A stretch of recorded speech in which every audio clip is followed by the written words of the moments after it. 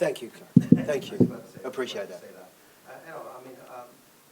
Honestly, we did think that you guys had a shot at this, even though, and it probably is better when you do it against a team like Monterrey, isn't it? They are a very, very good side. You know, when I looked at the games that they've played in this tournament, couple of games that they've had in the early part of their season, they're an almost complete side. They have very good technicians. They play at a very good pace. They have great creative individuals in the side. You know, they have pace in certain areas.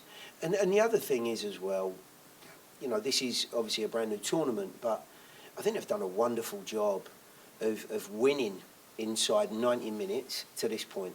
And they've stayed away from home for a long, long period of time. You know, it takes an awful lot of substance and guile to keep going to, you know, somebody else's backyard, if you like. So we knew fully the sort of game we were in for. There was a lot of respect needed for Monterrey, but I think there's a fine line between that respect and maybe giving them too much, and they end up taking charge of the game for too long. I thought the guys did a wonderful job of starting the game off on a really bright note, aggressive note. The goal that was disallowed, a couple of other opportunities that came our way.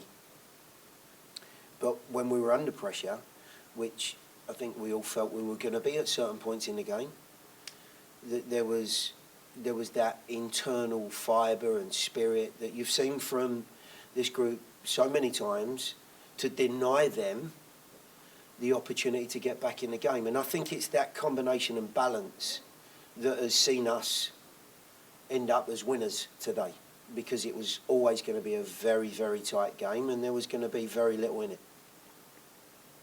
Okay, we'll go here in the third row.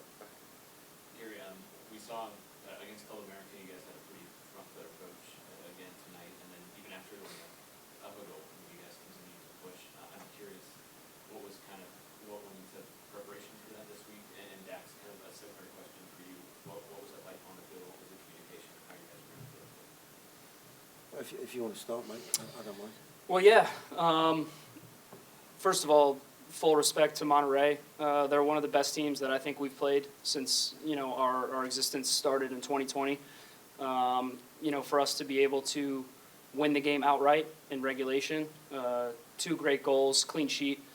I mean, it's a really great performance from us, and it's a really great feeling to beat a team that good, knowing that we have a final coming up here at home against another great team that's going to do very similar things to what Monterrey tries to accomplish in possession. So the dialogue leading up to the game was, we're at home, we want to be aggressive, we want to be on the front foot, we want to try to put them under pressure, especially early on in the game, which we were able to accomplish. I have seen the goal back, Hani's goal back, and it's a shame that they chalked it off, because I don't think Alex Mouil has anything to do with, you know, distracting the goalkeeper. I'm assuming that is why they called it off, and so it's a frustrating one, because you start the game on the front foot, you get the goal, and you think you're just going to continue to go on from there and be able to absorb pressure, hit them on the counterattack. So we wanted to keep our lines tight. Alex Mouil, you know, his job was to help us in the midfield, and then when their fullbacks got high and wide, tried to do a job on their fullbacks, because they overload you in so many areas. It's very difficult to defend. So I thought the guys, especially defensively, put in a really good shift.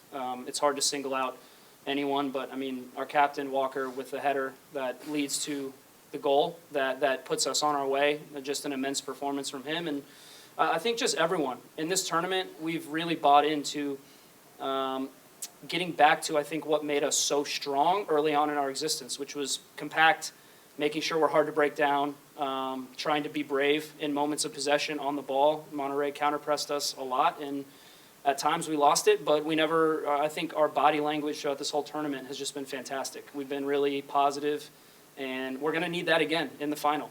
So it's obviously been a good run for us, and we're just hoping to take this positive momentum and carry it over to a big game coming up.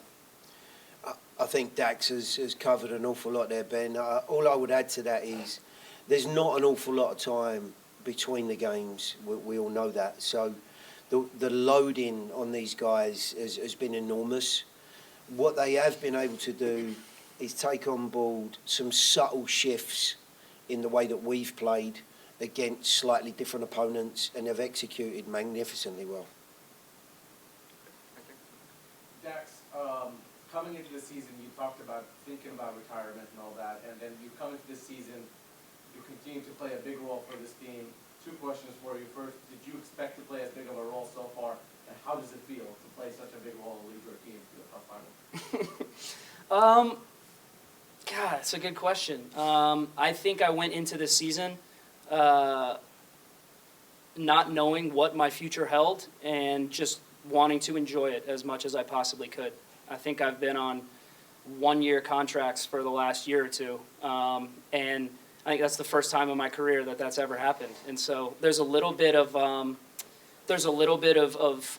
nervousness that comes along with that, not knowing what the next year holds, but there's also a little bit of freedom that comes along with that because you just enjoy it. I enjoy coming to training every day with this group of guys and this staff, and just trying to challenge myself to continue to play at a high level. And there are moments where you doubt yourself. I've doubted myself this year, especially after the Cincinnati game at home, where, honestly, I thought this could be it for me. But I had a lot of people pick me up. The coaching staff has done a great job of, I think, managing my minutes and my body. When I feel like I've played well, I want to start every game. And, Gary tells me I'm coming out. I'm secretly pissed off. But, I mean, there's so much respect there that I know that he's looking out for my best interest, but also for the team. And I think that's the reason why you go out and you sign a Jan Gregus, you sign a Sean Davis, you have a Brian Anunga to be able to come in and be able to rotate guys in the midfield, because that's what makes our team successful. So listen, I've just really tried to enjoy each game as it comes, because every player will tell you, I want to play till I'm 50, but I don't think that it does me any good thinking past next week. I'm just trying to enjoy every minute of it. Yeah, Dax, kind of piggyback off of that. You've been here since the beginning of 2020, but Nashville has never been to a stage of this magnitude, especially with Miami coming in, Messi's coming in. What are your thoughts on going to the final for the first time as a club, and just what you can tell your teammates? Well, it's a big moment for our club. We've made the playoffs every year in our existence. I believe we made a conference semifinal, and I believe we made a semifinal of the Open Cup, where we lost. So we've been close, and we haven't quite been able to get over that hurdle for one reason or another.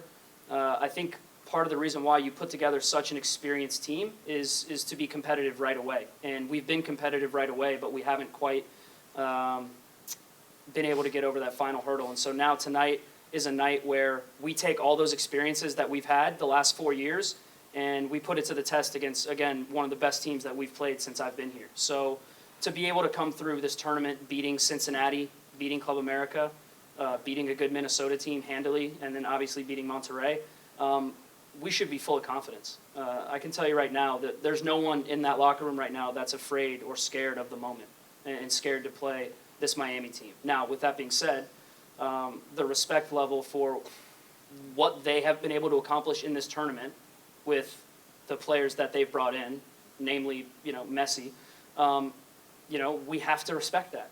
They've been absolutely on fire, and for good reason. So I think it's a great challenge, man. I think it's a wonderful challenge, and this is the reason why you play the game. You go through the hard preseasons, and you go through the tough losses to build up some character to get you to a moment like this. And so we'll be ready. We'll attack it with no fear, and we'll see where the chips fall when the final whistle blows. Right here. Coach, I'm sure you're enjoying or celebrating this win right now, but when does your attention turn primarily to the fact that you got into Miami and we know Messi coming to your place Saturday? In about 5 minutes. Yeah. There's just not a lot of time. We were lucky enough to watch a good portion of the game before ours really got underway, the pre-game. And as Dax has said, it's absolutely astounding, amazing. I think we run out of adjectives that describe what's going on in Miami. They're playing such good football, they're scoring goals, they look a side that are unrecognisable from a month ago. I've never, in all the time I've been in football, seen a transformation in a team that we're currently seeing. So there's an individual in that group, I'm sure, that has more impact than others, but you know, Messi himself has brought so much more out of the guys around him. There are players in that team that are unrecognisable again. They're just playing at a completely different level. So there's an awful lot to consider. But there was tonight. You know, this is a very, very good side that we've just played. They certainly don't have the greatest player possibly to have walked the planet. That's a fact. But I do believe that in a cup final and at home, as Dax has well said, we'll be prepared. There'll certainly be no fear in the way that we play. And we'll try and give ourselves the very best opportunity to do what nobody else has done at the moment, which is beat Miami. With that, we'll go to the final question. Go ahead. Coach, taking some of what Dax was saying, you've been here since before the beginning. Now you take two giants from Mexico, America and Monterrey. Now the world is watching you on Saturday. Messi is coming. Now you already qualified for CONCACAF Champions Cup next year, and you mentioned how nobody gives Nashville a chance. Now, what's your message when you see now how globally people are going to start recognizing Nashville?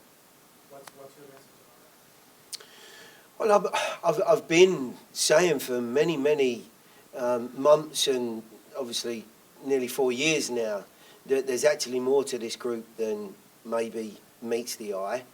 I think, you know, each one of you individuals in here will all have your take on how we play, what you consider us to be, and how we project ourselves. That's why you're media. You know, you're able to put that out. However, I do believe there are a lot of people that are missing the point. And the point is that, you know, there is a very big difference between a side that is just purely defensive, as a lot of people say, and a side that is well organised. A well-organised side have got balance. They have the opportunity, the wherewithal, the appreciation to manage the ball and to create chances, as we do. But we also have the internal fibre and spirit, which is the recruitment process of bringing guys in that have that sort of character. So I think the message maybe that I want to send is just look a little bit closer. You know, just have a deeper look under the surface and see that we do actually have some really good football players. They're just incredibly spirited. Okay, we'll go ahead and conclude today's press conference. Thank you.